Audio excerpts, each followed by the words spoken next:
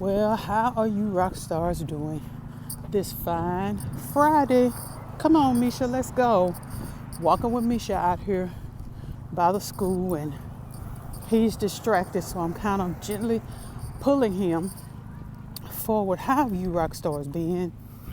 I haven't really posted anything in a while because I'm trying to do what I told y'all needed to do with February, trying to find someone to bless and get yourself centered in the Lord and really focused on what directions He wants you to take. And so I've just been kind of doing that. I've moderated here and there, and I've looked at some channels and supported some channels, and which they're really my friends. I don't consider, content creators because behind the creation of the content are real people. They're real people with real lives, so I consider them friends. And so I support what my friends are doing. I like, I comment, I share, and subscribe. And I try to watch the video.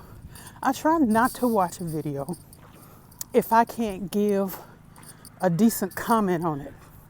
I try not to click on a video and watch 2 seconds and like it, because I don't think that does anything for the algorithm. I'm new to these YouTube streets, so I don't know. But if I'm going to watch it, I'm going to watch it and give a nice comment, that sort of stuff. And so I have been doing that, but I've been kind of low-key and posting because I don't want to post unless the Lord says post, because this really is His channel. And if I don't have anything to say, I just don't want to be on here. Because, no shade, but there are thousands of channels devoted to people needing an outlet to hear themselves talk. I'm not going to do that. If I can't be helpful and I don't have anything of worth to say that He burdens me to say, I'm not going to be on here. But anyway, I didn't come on here for that. What I want to talk to y'all about is what to do after a setback. What do you do when you have done that's a song. After you've done all you can. What do you do when you've done all you can and prepared as much as you can and did the best you can for a positive outcome, and it all falls through? It doesn't go the way you planned at all. How do you handle that? Well, a couple of days ago, me and my husband had this important business meeting, and we were praying for its success because we've been in the middle of these procedures since 2020, and it's worn on us both mentally and emotionally, and we want to be done with it. And we felt like we'd made all of the necessary changes and arrangements and stuff for everything to be settled. And so, we went into the meeting confident. Of course, we prayed. And we had all of our family and the people who love us to pray. And so we went in and we were good with it. And the lady started talking to us and asking us simple questions, which we aced, and everything looked good. Everything was great. But then she started asking us questions that we didn't have answers to. And she said, well, everything you've sent so far looks great and everything's lined up, but before you can go to the next step with this meeting, we need A, B, C, D through Z. What? I don't want to do that. But on the phone, I was like, oh, okay, we'll do it. Which is fake, because that was not how I was feeling. So, got off the phone and was so angry. Me and my husband were sitting there. I said a couple of words that was not godly, not Christian, not nothing. But they were real and they were fleshly, and that was how I was feeling at the time, and that was where I was going. Now, after I got through with this little cussing round, after I got it all out of my system, then what I did was I said, Lord, I know that wasn't right. I know it wasn't right. And I want to repent before you for that vulgarity and that profanity. Because you delivered me from that, but I'm going to break past your deliverance and get in the flesh. The devil is a liar. Lord, forgive me. And, but at the time I was both me and my husband were very upset because we'd hoped for better, we'd worked for better, and we were praying for better, and we were sure this would be it, but it wasn't. So we were both very disappointed. But after I got my little rant out and was cussing and acting a fool, then I said, well, Lord, there's nothing to do but what the woman told us to do. So that's what I'm going to go ahead and do. So that's what I did. So we're back in the saddle again and doing what we need to do to get this taken care of prayerfully within the week to come, or next week. We'll be at the next level and we'll be able to progress. There's light at the end of the tunnel, but you got to be patient to get to the end. And so that's what being in a setback, that's how that not the attitude I had, but the initial attitude. Well, hey, sweetheart. Not the initial attitude that I had. Do you need to adapt? When you're in a setback, when you've done everything you know you need to do, all the I's are dotted, all the T's are crossed. As you see, well, hey, friends. Misha, you got a whole bunch of friends over here. Excuse me, y'all. But after you've done everything you know you need to do and it still falls apart, hope is not lost. Hope is not lost. Redirect your focus. Be angry, feel it. Be disappointed, feel it. Be sad, feel it. All of that. But don't sit in it and stay in it till you sit in it and stay in it and pull yourself into inactivity. Because inactivity, idleness of mind, and a defeatist spirit or a defeated attitude is just what a devil would have you. It's what he desires when he sees setbacks coming.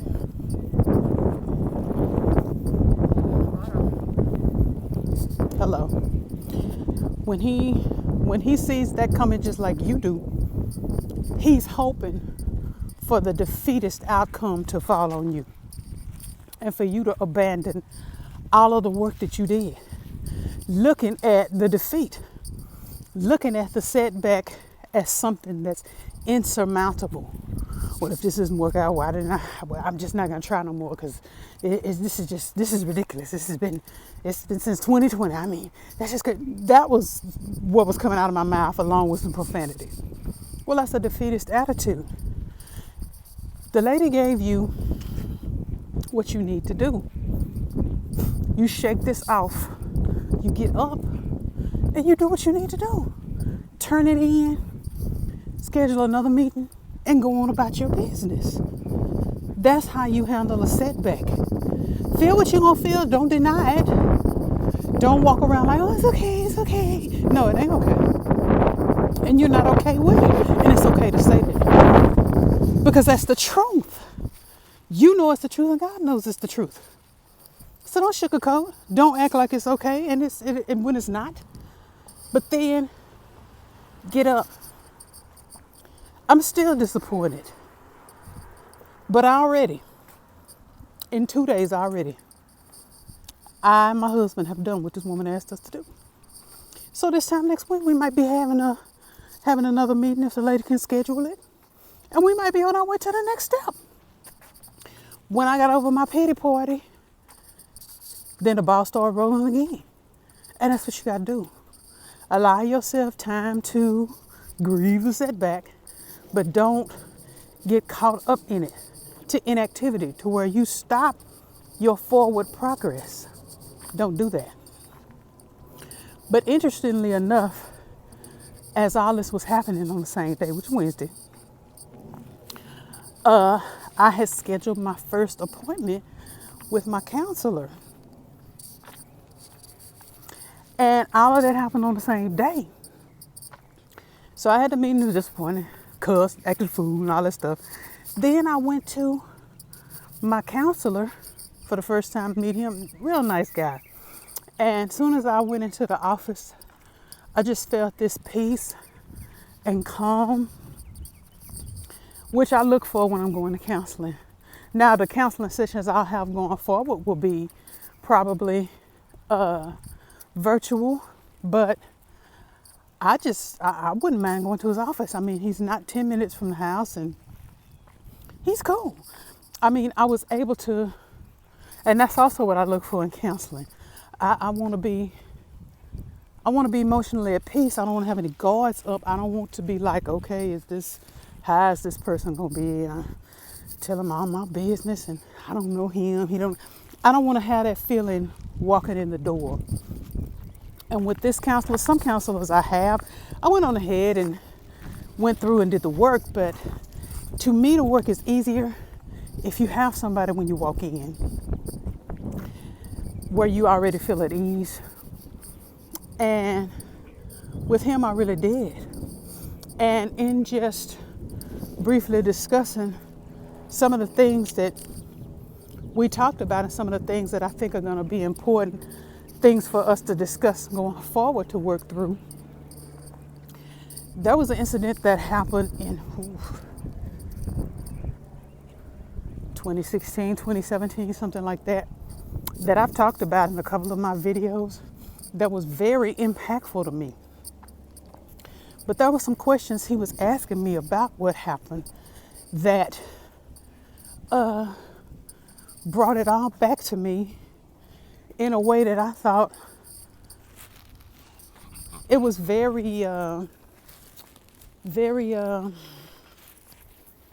don't know. I didn't feel healed. And I thought I was healed. I thought I was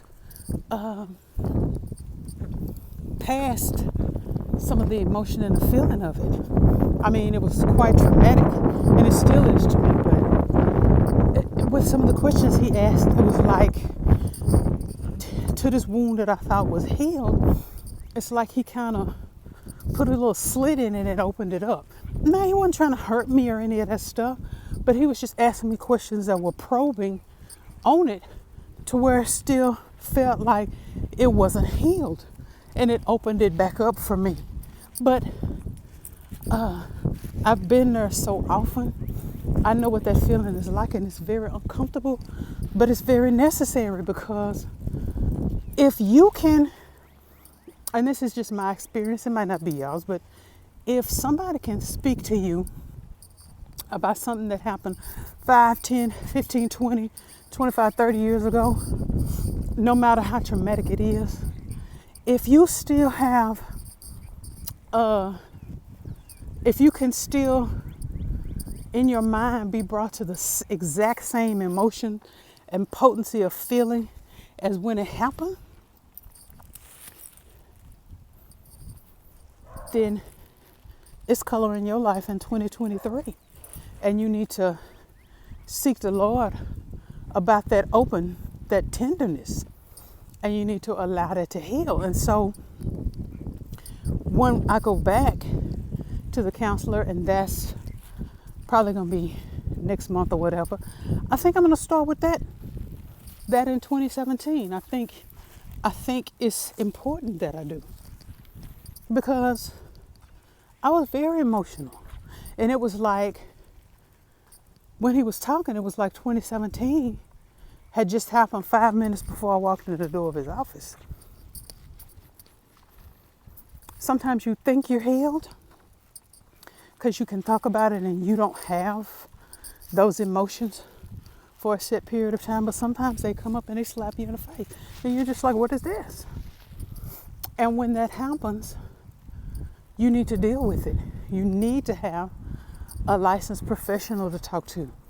Now you can talk to people and you know, who love you, and they'll help you, they'll empathize and sympathize,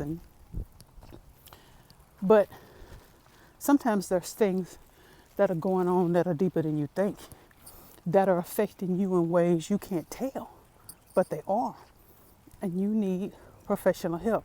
And there's nothing wrong with that. If you need healing, you need healing. Because until you get the healing, every part of you is going to be affected. Every part. I was really surprised by that. I was surprised. But it was quite traumatic. More so than I thought.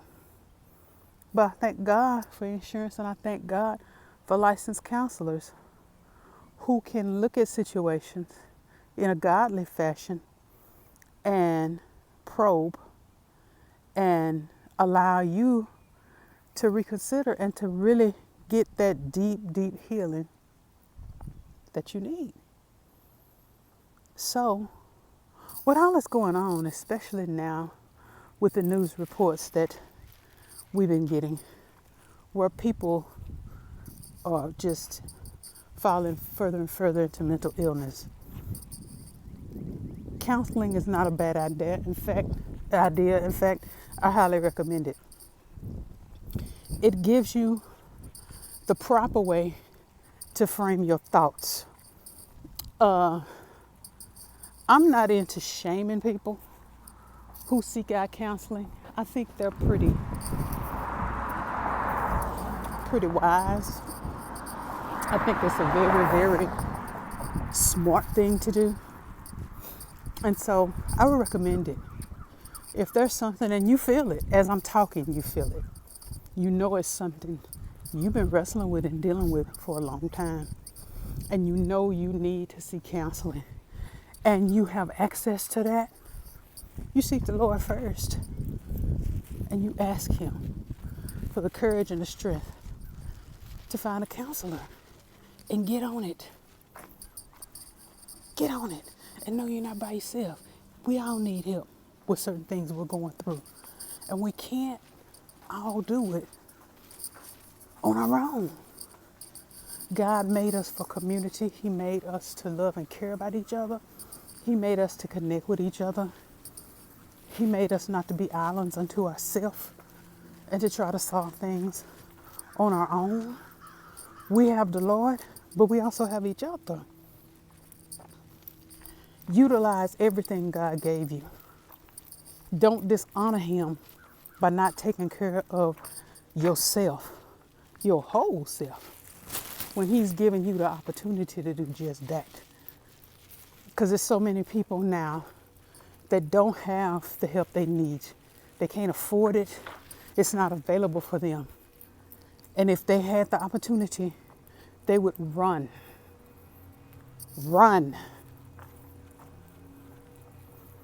to be able to get the help that's at your fingertips.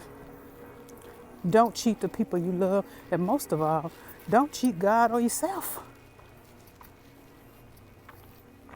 Get the help you need. That's wisdom. That's wisdom. Get the help you need. Insanity is doing the same thing over and over and over, but each time you do it, expecting a different result. Change the result. Get some help. I love y'all. I mean it. Y'all have an awesome weekend.